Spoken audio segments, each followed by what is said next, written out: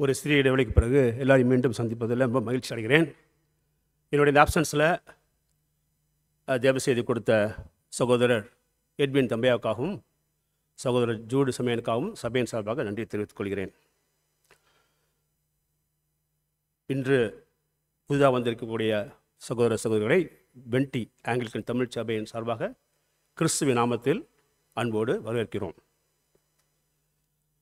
இன்று கர்த்தருடைய செய்தியை நாம் கேட்பதற்கு முன்பாக தலைவணங்கி கர்த்தரிடம் மன்றாடுவோம். அன்பான கர்த்தரே, இதோ நாங்கள் இன்று பார்க்கக்கூடிய வசனங்கள் கொலோசியர் நிருபத்திலிருந்து நீர்தாமே எங்களுடைய இதயத்திலே நீர்தாமே பேசி ஆண்டவரே வசனங்களை கேட்பதாக மட்டுமல்லாமல் அந்த வசனங்கள் எங்களை ஆற்றல் செய்ய பரிசுத்தாவின் வல்லமையால் எங்களை பலப்படுத்துமாறு மன்றாடுகின்றோம்.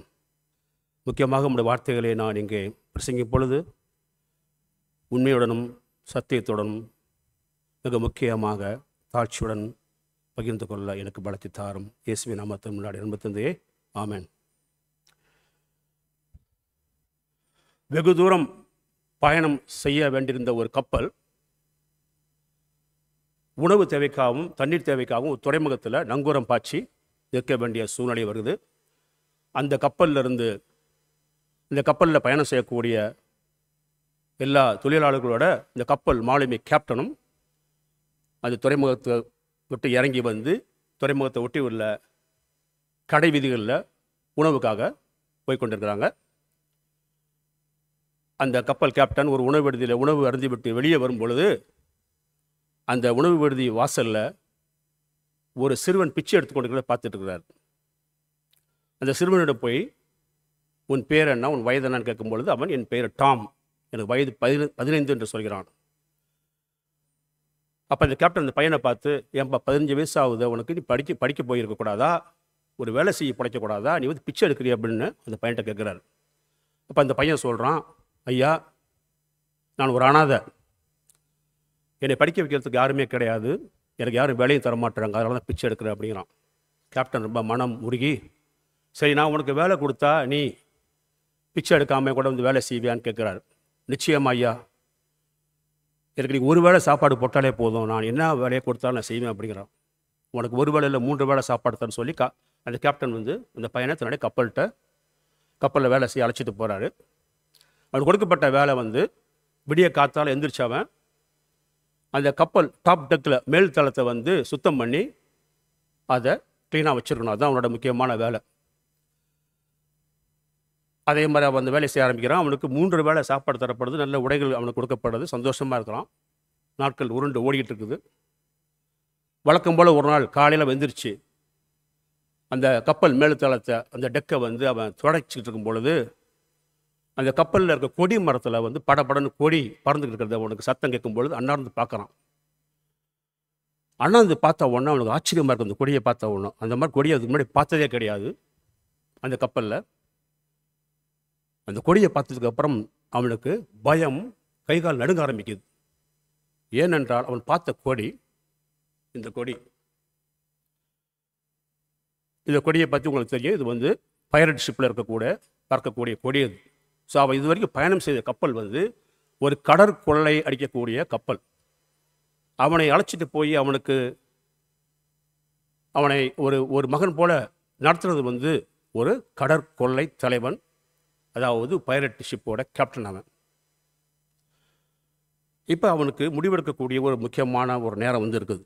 ஒன்று, அவன் வந்து அந்த கப்பலில் தொடர்ந்து பயணம் செஞ்சுட்டு போகலாம், அவனுக்கு 3 வேளைக்கு சாப்பாடு கிடைக்குது, உடுத்த உடைகள் கிடைக்குது.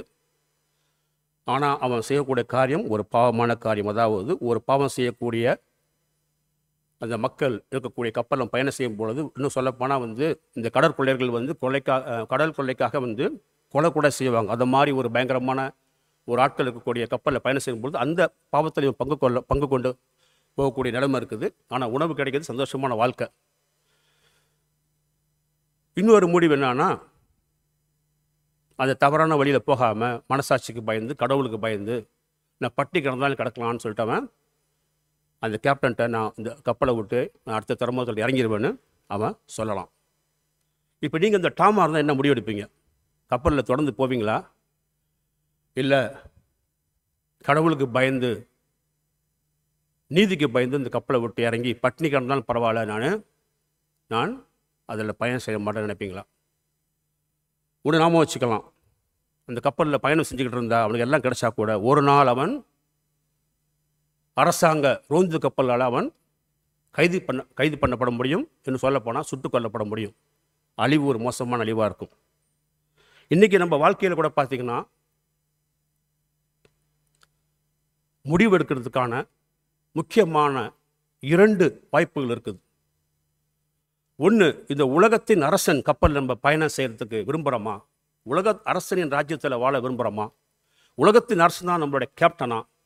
அல்லது கர்த்தராகிய இயேசுவோட ராஜ்யத்தில் நம்ம பயணம் செய்ய விரும்புகிறோமா?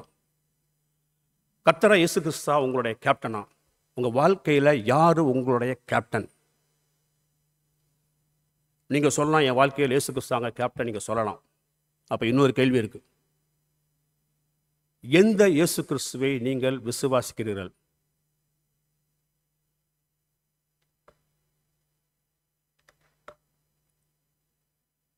உலகத்தில் பல இயேசுக்கள் இருக்கிறாங்க. அதில் எந்த இயேசு விசுவாசிக்கிறது ரொம்ப முக்கியமாக இருக்குது. உதாரணத்துக்கு பார்த்தீங்கன்னா, சில சலூன் கடைகளில் தொங்க விடப்பட்டுக்கிட்ட படத்தில் இருக்கக்கூடிய இயேசு தான் உங்கள் இயேசு கிறிஸ்துவா? இந்த படத்தில் பார்த்தீங்கன்னா அந்த இயேசு நடுவில் கூட கிடையாது, ஓரமாக தள்ளிட்டாங்க வர. 2வது, பல வடிவங்களில் உருவ பொம்மையாக இருக்கக்கூடியதான் உங்கள் இயேசு கிறிஸ்துவா? 3வது, பிரச்சனைக்காக மட்டும் உருகி வேண்டக்கூடிய இயேசுதான் உங்கள் இயேசுவா? கேட்பதையெல்லாம் கொடுக்கும் அலாவுதீன் அற்புத விளக்கா உங்கள் இயேசு? ஆசீர்வாதங்களை மட்டும் எதிர்பார்த்து வழிபடுகின்ற இயேசுதான் உங்கள் இயேசுவா? நேற்று ஆண்டவர் என்னோடு கூட பேசினார் என்று சொல்லி போதிக்கப்படுகின்ற இயேசுதான் உங்கள் இயேசுவா? கர்த்தர் என்னை கல்வி நிறுவனங்களை கட்ட சொல்லி கட்டளையிட்டார், அல்லது மூக்கில் மேலே விரல வைக்கிற மாதிரி கர்த்தர் மாபெரும் ஆலயத்தை கட்ட சொல்லி கட்டளையிட்டார் என்று சொல்லி போதிக்கப்படுகின்ற இயேசுதான் உங்கள் இயேசுவா? புது வருடம் ஆரம்பித்ததும் தங்களுடைய கற்பனைகளை அள்ளி வீசி கர்த்தர் தங்களுக்கு கொடுத்த தீர்க்கதரிசனங்கள் என்று சொல்லி போதிக்கப்படுகின்ற இயேசுதான் உங்கள் இயேசுவா? மாடிக்கு லிப்டில் ஏறி செல்வதைப் போல சர்வசாதாரணமாக மோட்சத்துக்கு ஏறி சென்று இயேசு கிறிஸ்துவை பார்த்ததாகவும் அவர் சீடர்களை பார்த்ததாகவும் சொல்லப்படுகின்ற இயேசுதான் உங்கள் இயேசு கிறிஸ்துவா?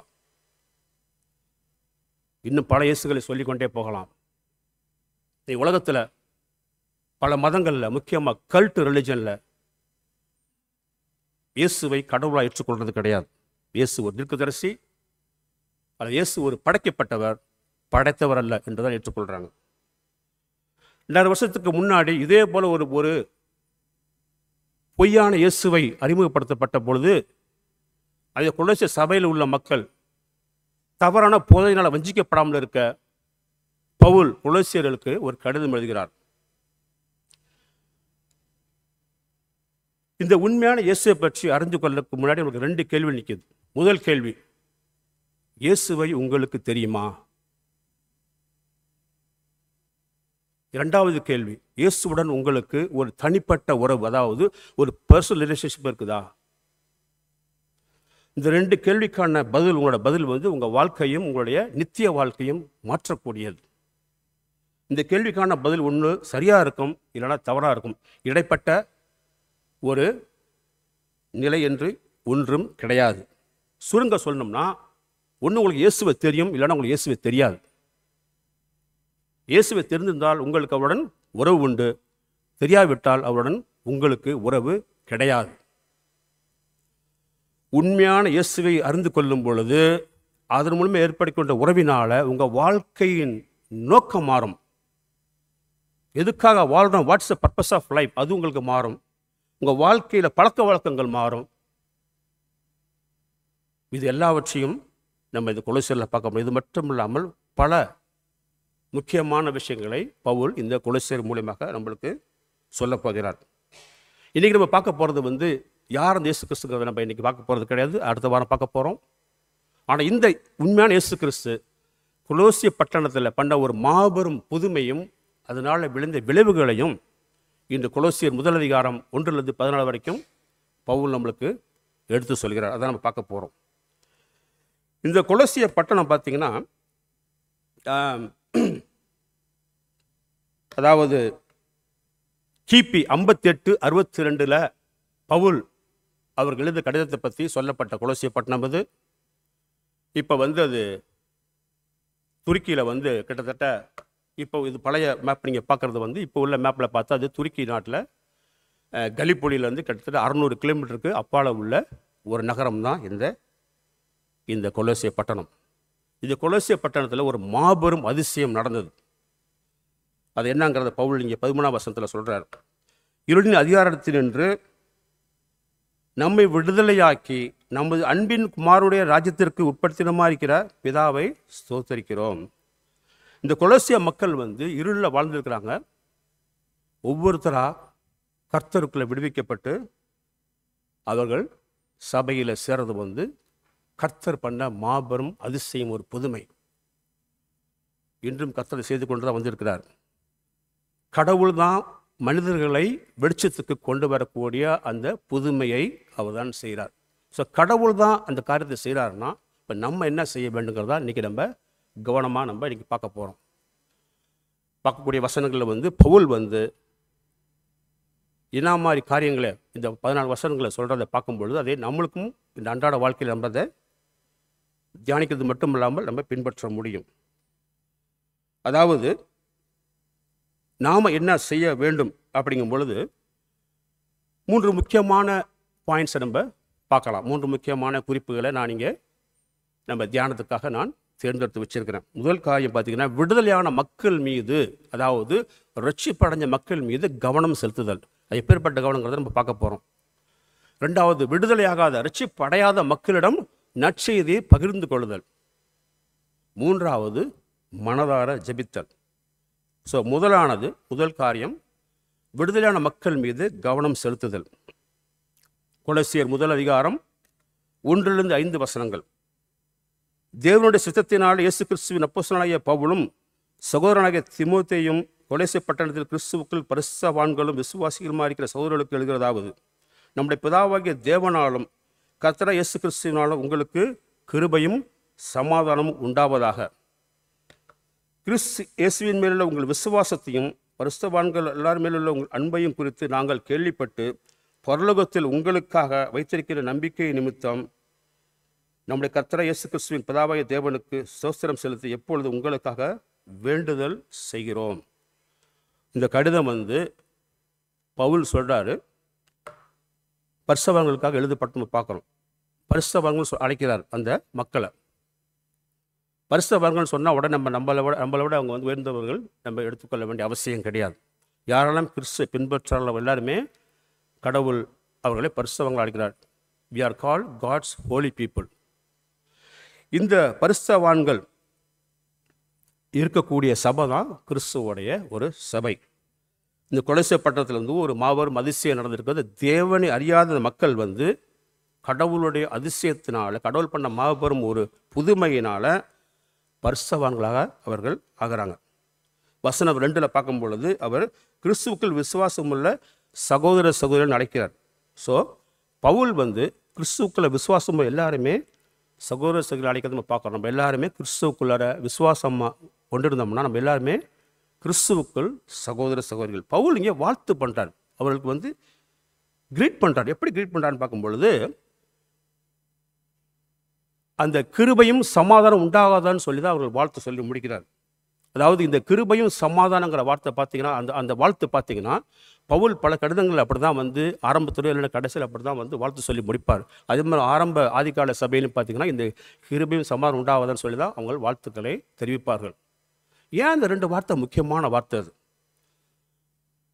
அதாவது கடவுளை தண்டனைக்கு தீர்ப்புக்கு தான் ஆளாகி இருந்த மக்கள்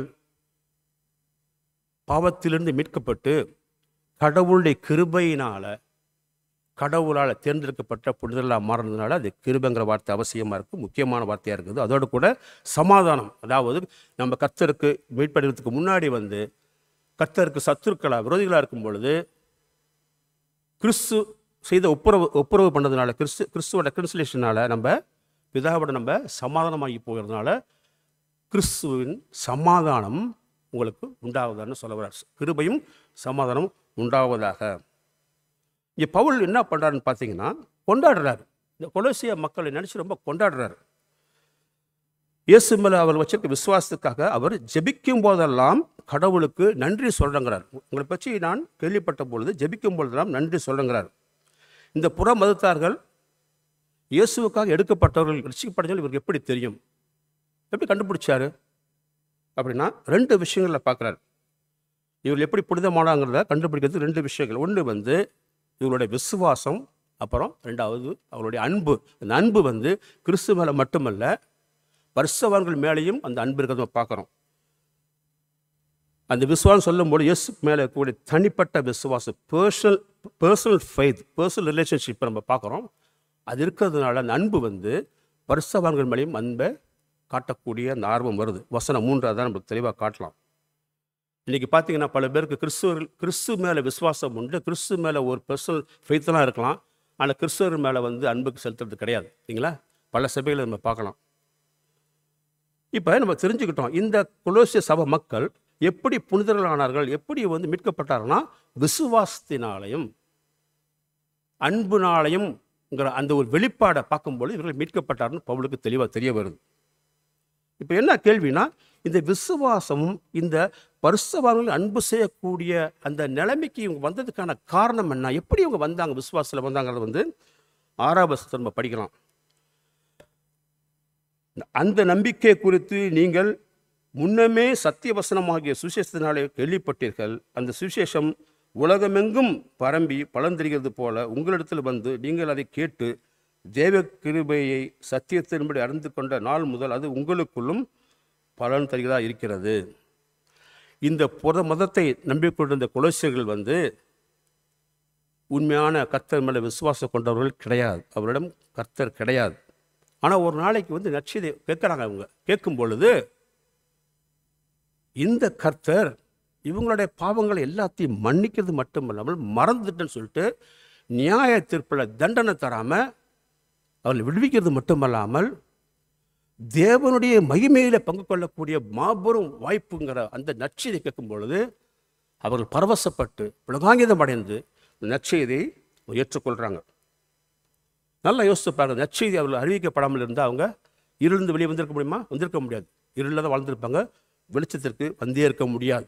அப்போ நற்செய்தி அறிவிக்கப்பட்டிருக்குங்களா, நற்செய்தி அறிவிக்கப்பட்டதுனால தான் அவர்கள் இருளிலிருந்து வெளியே வந்தாங்க. ஸோ 2வது பாயிண்ட் விடுதலை ஆகாத மக்களிடம் நம்ம நற்செய்தியை பகிர்ந்து கொள்ளுதல்.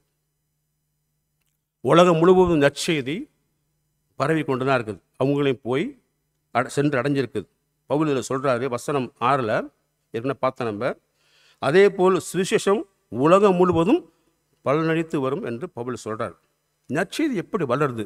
இந்த சின்ன நகரம் கொலோசிய பட்டணத்தில் எப்படி நற்செய்தி வந்தது? கிறிஸ்துவோட ராஜ்யத்தோட வளர்ச்சி நம்ம நல்லா கவனிச்சுக்கலாம், முழுக்க முழுக்க கடவுள் செய்யக்கூடிய தெய்வீக செயல். அது இன்னைக்கு வரைக்கும் கிறிஸ்துவ சபை தொடர்ச்சியாக வளர்ந்து கொண்டதுக்கான காரணம் நீங்களோ நானோ கிடையாது, கடவுளுடைய அது மாபெரும் அது செயல். அதில் நம்மளுக்கு சந்தேகமே கிடையாது. ஆனால் இந்த நகரத்தில் இந்த நற்செய்தி எப்படி போய் போச்சு அப்படிங்கிறத நம்ம பார்க்க போகிறோம். கொலோசியர் 1 அதிகாரம் 7வது வசனத்தில் அதைனா அந்த நற்செய்தி எங்களுக்கு பிரியமான உடன் வேலையாலும் உங்களுக்காக கிறிஸ்துவின் உண்மையான ஊழிய காரணமாக இருக்கிற எப்பப்பராவிடத்தில் நீங்கள் கற்று அறிந்தீர்கள். பவுலோட சக ஊழியரான எப்பப்பாரா மூலியமாக இவங்க நற்செய்தியை கேட்டு அறிஞ்சிருக்கிறாங்க. நம்ம எல்லாம் ஒரு கற்பனை பண்ணி பார்க்கலாம். இப்போ நம்ம எல்லாம் 2000 வருஷத்துக்கு பின்னோக்கி போயிடலாம். நம்ம எல்லாரும் 2000 வருஷத்துக்கு முன்னாடி கொலோசிய பட்டணத்தில் வாழ்ந்துட்டு இருக்கிறோம். நம்மளுக்கு இயேசு யாருன்னு நம்மளுக்கு தெரியாது. நம்ம பல மத கடவுளை நம்ம வணங்கிக்கிட்டு வரோம். நம்ம வீடுகளில் இருக்கக்கூடிய நாணயங்களில் ரெண்டு பகுதியும் பிரட்டி பார்த்தோம்னா வேற்று தெய்வங்களோட உருவங்கள் தான் அதில் பொதிக்கப்பட்டிருக்கு.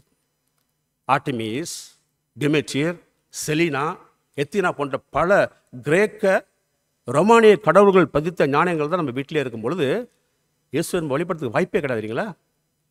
ஆனால் நம்ம பட்டணத்துக்கு ஒரு நாள் நம்மளுக்கு தெரிஞ்ச எப்பப்பராசு வராரு, சொல்கிறாரு, இங்கே பாருங்கள், நான் எபேசஸ் நகரத்துக்கு போயிருந்தேன், அங்கே பவுலுங்கிறத நான் பார்த்தேன், அவர் ஒரு நற்செய்தி சொன்னார் பாருங்க, நம்மளை படைச்ச கடவுள் நம்ம பாவங்களெல்லாம் மன்னிச்சு நம்மளை நித்திய வாழ்வு தராரு.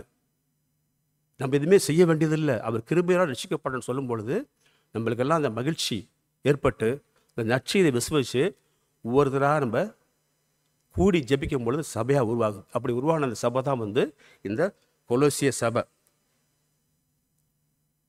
ஸோ நற்செய்தி அறிவிக்கப்படாமல் இருந்தால், எப்பப்பராசு போய் நற்செய்தியை கொண்டு சேர்க்காமல் இருந்தால் அந்த கொலோசிய சபை இருளில் தான் வாழ்ந்துட்டுருக்கும்.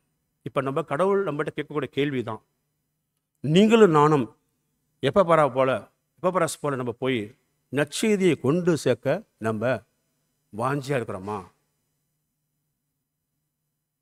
நல்லா கவனிச்சு, நற்செய்தி மூலியமாக விடுதலை செய்கிறது கர்த்தருடைய வேலை. ஆனால் கர்த்தர் நம்மளை கேட்கக்கூடிய கேள்வி, நீ அந்த நற்செய்தியை கொண்டு சேர்க்க மற்றவங்க எடுத்து சொல்ல நீ வாஞ்சியாக இருக்கிறாயா, நீ தயாராக இருக்கிறாங்க தான் ஒரு பெரிய கேள்வியாக இந்த 2வது பாயிண்ட் நம்மளை கர்த்தர் கேட்குறார். உலகத்தில் மக்கள் இன்னும் இருளில் வாழ்ந்துட்டு இருக்கிறாங்க. அவர்கள் எல்லாம் வெளிச்சத்துக்கு வரணும் வேண்டியது உங்களுக்கு ஆசையாக இருக்குதா, வாஞ்சியாக இருக்குங்கிறது தான் ஒரு மாபெரும் கேள்வி. 3வது, மனதார ஜெபித்தல். பவுல் இந்த மக்களுக்காக ஜெபிக்கிறார். சாதாரண ஜெபிக்கல, மனதார பாரத்தோட ஜெபிக்கிறார். 9வது வசனத்தில் பார்த்தோம்னா, இதை நிமித்தம் நாங்கள் அதை கேட்ட நாள் முதல் உங்களுக்காக இடைவிடாமல் ஜெபம் பண்ணிக்கிறோம். நீங்கள் எல்லா ஞானத்தோடும் ஆவிக்குரிய விவேகத்தோடும் அவருடைய சித்தத்தை அறிகிற அறிவினாலே நிரப்பப்பட வேண்டும். இங்கே பாருங்க, அதை கேள்விப்பட்ட நாள் முதல் இவர் கேள்விதான் இவருடைய விசுவாசத்தை பற்றி பவுல் கேள்விதான் பட்டார். கொலோசிய சபையை பவுல் நிரூபிக்கவில்லை, கொலோசிய சபையை பவுல் ஆரம்பிச்சு வைக்கல, எப்பப்பராசு தான் ஆரம்பித்து வச்ச சபை அது. ஆனால் இவருடைய விசுவாசம் எப்பப்பராசு மூலிமா பல ஊழியக்காரர் மூலிமா பவுல் கேள்விப்பட்டார். கேள்விப்பட்ட நாள் முதல் என்ன பண்ணுறார் அவர் உங்களுக்காக நான் ஜெபிப்பதை நிறுத்தவில்லைங்கிறார். அவருக்காக முழு மனதோட பிரார்த்தனை செய்கிறார். அதோடு கூட அவர்கள் கர்த்தருடைய சித்தத்தில் அந்த அறிவில் வளர வேண்டும் என்று தான் அவர் அங்கே ஆசைப்படுறார். அதாவது கர்த்தருடைய ஞானத்தில், அதாவது இந்த ஸ்பிரிச்சுவல் விஸ்டம், கர்த்தருடைய ஞானம்னு சொன்னாலே wisdom is equal to Jesus Christ, ஞானம் இஸ் ஈக்குவல் டு இயேசு கிறிஸ்து தான். ஸோ இயேசு கிறிஸ்து அறியும் பொழுது நம்ம ஞானம் வளர்கிறது. யாருக்கா ஞானம் வளர வேண்டும் என்றால் இயேசு கிறிஸ்துவை அறிந்து கொள்ள நம்மளோட ஞானம் வளர்ந்து கொண்டே போகும். நல்லா கவனிச்சு, இயேசு கிறிஸ்து தான் நம்ம ஞானத்தை தர முடியும். இந்த படைக்கப்பட்ட உலகத்தோட உரிமையாளர் யார்? இயேசு கிறிஸ்து தான். வரவிருக்கின்ற படைப்புக்கும் உரிமையாளர் யார்? இயேசு கிறிஸ்து தான். அவர் நம்ம வாழ்க்கையில் முதன்மையான இருக்கும் பொழுது, எல்லா காரியங்களும் முதன்மையாக இருக்கும் பொழுது, அவர் அறிந்து கொள்ளும் பொழுது தான் முதன்மையாக முடியும். அப்படி அவர் முதன்மையாக இருக்கும் பொழுது நம்ம ஞானத்தில் நம்ம எல்லாருமே வளர முடியும். அவருடைய பிரார்த்தனை, பவுல் பிரார்த்தனை பார்த்தீங்கன்னா, அவர்கள் இயேசுவை அறிந்து வளர வேண்டுதான் அவர் ஜெபம் செய்கிறார். நீங்கள் ரட்சிக்கப்பட்டீங்கன்னு சொன்னால் உங்கள் வாழ்க்கையில் மாற்றங்கள் ஏற்பட்டு இருக்க வேண்டும். உங்கள் வாழ்க்கையில் ஏற்படுகின்ற மாற்றங்கள் கர்த்தருக்கு தகுதியான மாற்றங்களாக இருக்க வேண்டும். அப்படி இருக்கக்கூடிய மாற்றங்கள் கர்த்தரை மகிழ்ச்சிப்படுத்தக்கூடிய காரியங்கள். இந்த ரட்சிப்படைஞ்ச கொலோசிய மக்கள் இந்த ரட்சிப்பினால், மீட்பினால், விடுதலை அடைஞ்சாலும் எப்படி அதோட எஃபெக்ட், அதோட விளைவு எப்படி இருக்க வேண்டும்? நம்ம மீட்படைஞ்சிருந்தோம்னா நம்ம வாழ்க்கையில் நம்ம விளைவுகள், அந்த ரட்சிப்பு அடைஞ்சிருக்கோன்னு சொல்லக்கூடிய அந்த வெளிப்பாடுகள் எப்படி இருக்குன்னு சொல்லி பவுல் 10லேருந்து 13வது வசனம் வரைக்கும் நம்மளுக்கு பட்டியல் போட்டு காட்டுறார். சகலவித நற்கிரியைகளுமாகிய, அதாவது கிட்டத்தட்ட 5 காரியங்களை பட்டியலிட்டு நம்ம பார்க்கலாம்.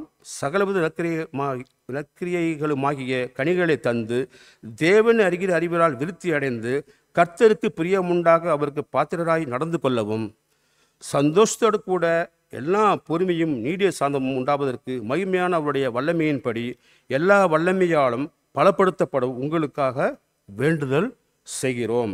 ஒளியிலுள்ள பரிசுத்தவான்களுடைய சுதந்திரத்தில் பங்கடைவதற்கு நம்மை தகுதியுள்ளவராக்கினரும் இருளின் அதிகாரத்திலிருந்து நம்மை விடுதலையாக்கி நமது அன்பின் குமாரனுடைய ராஜ்யத்திற்கு உட்படுத்தலுமா இருக்கிற பிதாவை ஸ்தோத்தரிக்கிறோம்.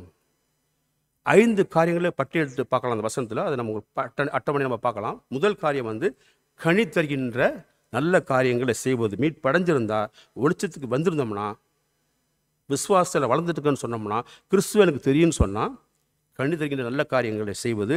கர்த்தரை அறிவதில் அதில் வந்து முயற்சி எடுத்தது வளர்றது. மூன்றாவது கர்த்தருக்கு பிரியமாக நடந்து கொள்ளுதல்.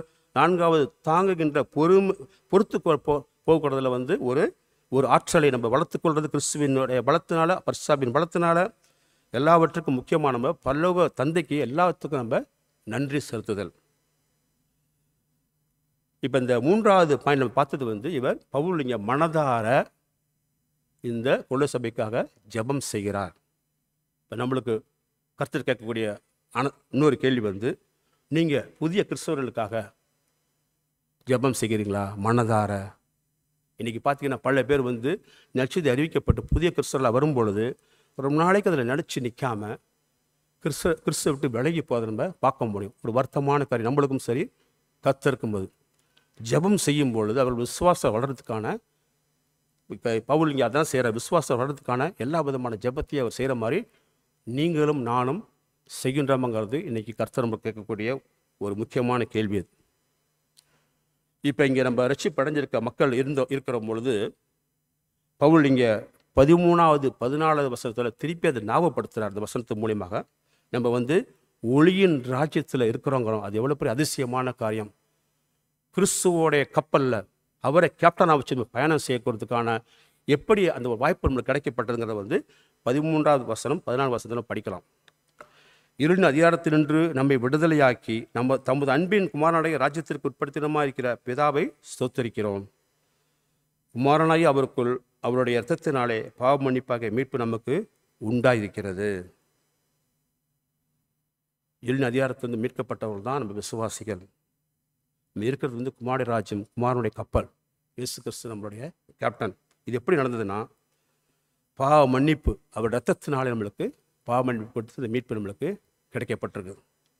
உலகத்தில் 2 ராஜ்யங்கள் இருக்குது. மறுபடியும் நம்ம வந்து கவனம் செலுத்துவோம். ஒன்று வந்து பிசாசின் ராஜ்யம், உலகத்தின் அரசன் சாத்தானுடைய ராஜ்யம். 2வது வந்து கர்த்தருடைய ராஜ்யம், இயேசு கிறிஸ்துவோட ராஜ்யம்.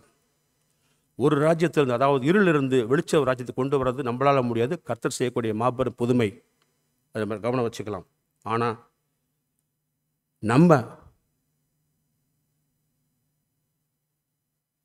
நமக்கு தெரிஞ்ச விடுதலை ஆகாத இருளில் வாழ்கிற மக்களை கர்த்தர் ராஜ்யத்தை கொண்டு சேர்க்கறதுக்காக நம்ம நற்செய்தியை நம்ம அறிவிக்கிறோமா, இல்லைன்னா அறிவிக்கிறதுக்காக துணை செய்கிறோமா? நம்ம விசுவாசிகள்னு சொல்லும் பொழுது கனிகளை தரக்கூடிய ஒரு விசுவாசியாக வாழ்க்கை இருக்குதா, இல்லைனா ஒரு நம்பிக்கை வாசன்வாங்கள ஓகே நானும் கிறிஸ்தவ சபைக்கு போகிறேன் அப்படி தான் வாழ்க்கை இருக்குதா? நம்ம வாழ்க்கை ஒரு கிறிஸ்துவங்கிறத எடுத்து காட்ட வேண்டும். நம்ம முடிக்கிறதுக்கு முன்னாடி எல்லாருக்கும் தெரிஞ்ச விஷயம் தான், எல்லாருக்கும் தெரியும். Alexander the great, Maaveeran Alexander உலகத்தில் பல நாடுகளை அவன் கைப்பற்றான். கடைசியில் கைப்பற்றுறதுக்கு நாடுகள் இல்லைன்னு நினைக்கும் பொழுது அவன் கண்ணீர் விட்டு அழுதான்னு சரித்திரம் சொல்லுது. வெளிச்சத்தின் ராஜ்யத்தில் இருக்கக்கூடிய கர்த்தர் இயேசுவும் அழுதார். அந்த வெளிச்சத்தின் ராஜ்யத்துக்கு தன்னை நோக்கி மக்கள் வரமாட்டான்னு சொல்லி அவரும் வந்து அழுதார். அலெக்சாண்டர் அழுது வேற ஒரு காரணத்துக்காக, இயேசு கிறிஸ்து அழுது வேற ஒரு காரணத்துக்காக. இருளிலே மக்கள் போயிட்டு இருக்கிறாங்களே, தன்னை நோக்கி வர வேண்டிய வெளிச்சத்துக்கு வரணும்னு இயேசு கிறிஸ்து அழுகிறார். இன்னும் அதுக்காக வாஞ்சை காத்து கொண்டிருக்கின்றார். ஒரு ஆத்மா கூட அழியக்கூடாதுன்னு தேவன் காத்து கொண்டிருக்கும் பொழுது, நான் தேவனை அறிகிறேன் என்று சொல்லும் பொழுது அதே வாஞ்சம் இருக்க வேண்டாமா?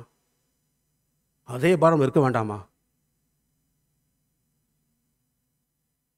கர்த்தரை அறிகின்ற அறிவினால் நாம் விசுவாசத்தில் வளர்றது மட்டும் இல்லாமல் ஞானத்தில் வளர்கிறோம். கர்த்தரோட ராஜ்யம் வளர்கிறதுக்கு நம்ம அந்த வாஞ்சியங்களோட சேர்ந்து வளரும்.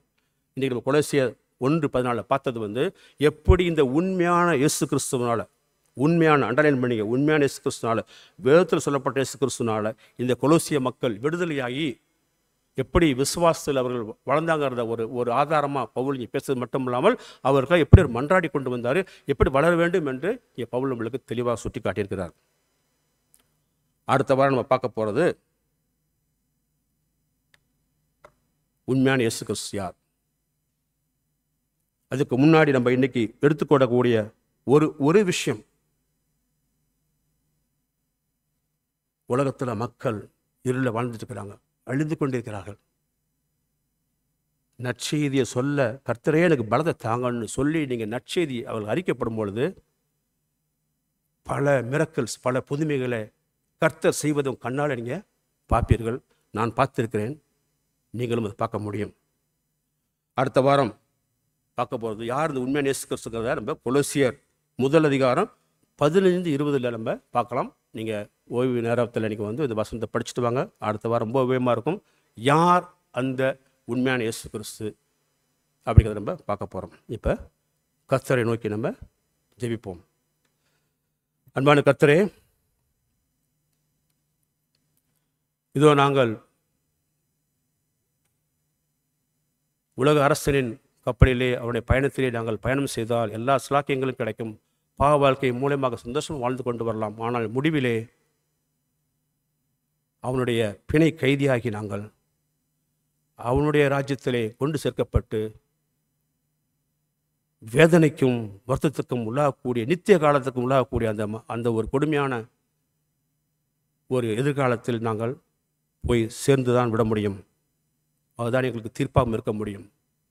அதே சமயத்தில் சத்தியத்தின் பிரபுவாக இருக்கக்கூடிய, சமாதானத்தின் பிரபுவாக இருக்கக்கூடிய இயேசு கிறிஸ்துவின் ராஜ்யத்தை நாங்கள் பயணம் செய்யும் பொழுது இயேசு கிறிஸ்து எங்கள் வாழ்க்கையிலே ஒவ்வொரு மூளை முடுக்கிலும் அவர் எங்களை தலைவராக கேப்டனாக இருக்கும் பொழுது அவர் எங்களை நீதித்தன்மை நோக்கி நடத்தி செல்வார். வாழ்க்கையிலே முட்கள் இருந்தாலும், கரடு முரடு இருந்தாலும், வாழ்க்கையிலே துன்பங்கள் துயரங்கள் வந்தாலும், வியாதி வருத்தங்கள் வந்தாலும், ஒரு நாள் நாங்கள் கர்த்தருக்கு முன்பாக குற்றமற்றவர்களாக கர்த்தருடைய மகிமையிலே பங்கு பெறக்கூடியவர்களாக இந்த மாபெரும் பாக்கியமே எங்கள் வாழ்க்கையிலே நாங்கள் தேர்ந்தெடுக்கக்கூடிய ஒரு முக்கியமான ஒரு தீர்ப்பாக இருக்க வேண்டும். ஆண்டவரே, இது ஆண்டவரே, இன்று நீர் எங்கள் பேசியிருந்தார் ஆண்டவரே, பேசியதை நாங்கள் அதை எடுத்துக்கொண்டிருந்தார் ஆண்டவரே, எங்கள் இதயத்தில் நீங்கள் பேசியிருந்தார் ஆண்டவரே.